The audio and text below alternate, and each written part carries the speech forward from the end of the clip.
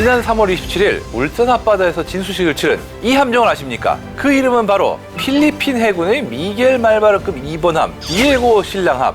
아니 형이 왜 거기서 나와?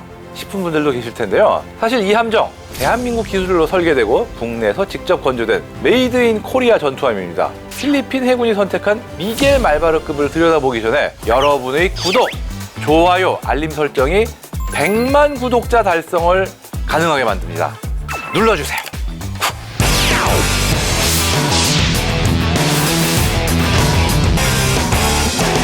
2010년대 초 필리핀 해군은 심각한 함정 노후화 문제에 직면해 있었습니다. 당시 주력 전투함이라는 게 1960년대에 건조된 미국제 중고 해밀턴급 해안경비함, 해군함 정도 아니에요. 해안경비함 3척이 전부였고 2018년까지도 2차 세계대전 당시 건조된 캐논급 호위 구축함과 미국제 소해함을 운용하고 있었죠. 우리나라에서 포항급 초기함이 쇠역하자 이를 곧바로 들여와서 운용할 정도로 필리핀 해군의 전력 공백은 시급한 문제였습니다. 이렇게 들여온 포항급 이하 각종 중고함정을 알뜰살뜰 활용하고 있었지만 중국의 위협이 갈수록 커지자 더는 중국 함에만 의존할 수 없다고 판단한 필리핀은 2020년과 21년 사이 우리나라 현대중공업이 건조한 2600톤급 호위함인 호세 리잘급 2척을 도입하는데요. 이 함정들이 필리핀 해군 역사상 최초의 21세기형 신형 전투함이었습니다. 예산 부족 때문에 완성도가 다소 아쉬웠다, 이런 얘기를 듣습니다. 호세 리잘급은 현대중공업의 수출용 함형인 HDF 2600을 기반으로 건조됐는데요. 76mm 함포와 와일드캣 해상작전 헬기, 해성 대한미사일과 청상어 대잠어뢰까지는 갖췄으나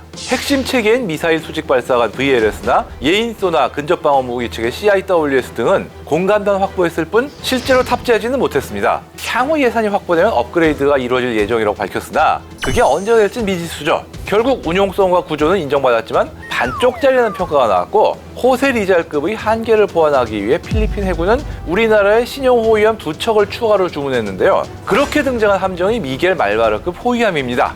호세 리잘급을 업그레이드하지 않고 후속함 먼저 도입하는 이유가 있나요? 원래 필리핀은 2013년부터 단계별로 해군 현대화를 추진해 왔는데요. 호세 리잘급은 1단계 계획에 따라 선체부터 확보하자는 전략으로 도입된 일종의 기본형입니다. 그래서 완성도는 다소 떨어지지만 운용성은 괜찮았던 거죠. 실제로 호세 리잘급의 1번 함인 호세 리잘은 필리핀 해군의 기함 역할까지 할 정도였습니다. 그러니 필리핀 정부에서 2단계 도입 예산을 부어서 이번엔 제대로 만들자 하며 다시 구매에 나선 건데요. 이 리잘급의 업그레이드는 보수 개량 예산에서 해결할 영역이고 미겔 말바르급은 별도의 신규 예산으로 추진되기 때문에 항목이 다릅니다.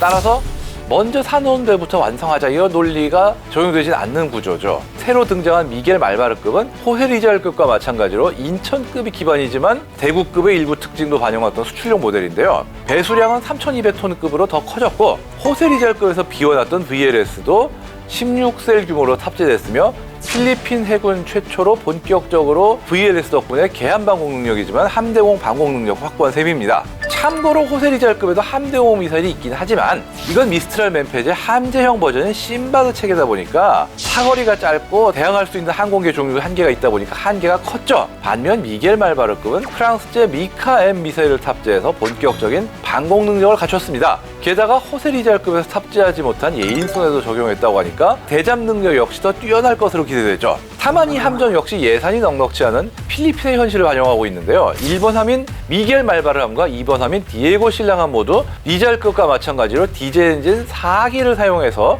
속도는 약 25노트 수준입니다. 인천급 같은 경우는 디젤과 가스터빈의 복합 추진을 채택했기 때문에 최고 속도가 30노트, 속도 자체도 더 빠르지만 가속력이 중요해요. 왜냐하면 가스터빈은 짧은 시간에 강한 출력을 낼 수 있기 때문에 가속력이 좋거든요. 즉, 그 기본이 된 인천이나 대구급에 비하면 가속력이나 순항 속도가 모두 떨어지는 편이라고 할 수 있죠. 방공 능력을 살펴보면 탑재된 미사일 사거리는 약 20km 내외. 그리 길지는 않지만 적 항공기나 아음속 대항 미사일 정도는 충분히 방어할 수 있는 수준인데요. 이 정도만 해도 지금까지 그런 능력 자체가 없던 필리핀 해군으로서는 비약적인 전력 상승입니다. 전투체계 자체는 우리나라의 한화 시스템이 만들었지만 이 전투체계를 이용해서 통합하는 함정에 탑재된 센서류는 이스라엘과 유럽제 위주로 채워졌는데요.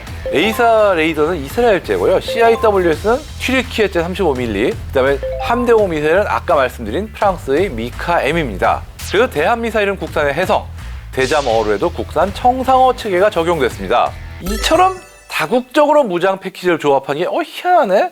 흥미롭게 보일 수도 있지만 사실 수출용 함정에 다양한 국가의 무장과 센서를 조합하는 것은 매우 일반적인 일인데요. 국산 함정인 만큼 체계들도 국산으로 꽉꽉 채우면 좋겠지만 우리 해군 역시 아직 모든 체계를 100% 국산하고 있진 못하고 있지 않습니까? 아무래도 해외 고객의 요구와 예산, 운용 환경에 맞춰 유연하게 적용하는 게 수출 경쟁의 핵심이기 때문에 이런 다국적 조합도 일종의 중요한 전략이라고 할 수 있죠.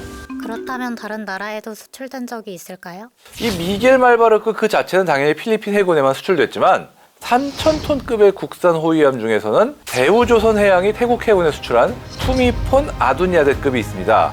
이 함정은 대구급 기반의 ESSM 함대공 미사일을 탑재해서 상당히 강력한 방공 능력을 갖췄고요. 그러다 보니까 대공 능력 면에서 미겔 말바르크보다 더 우수하다는 평가를 받습니다. 이 밖에도 최근 현대중공업은 페루 해군과 3,400톤급 호위함의 수출 계약을 체결했는데요. 설계 기준이나 체급을 봤을 때 이게 미겔 말바르크급과 비슷한 함정이 될 것으로 짐작됩니다.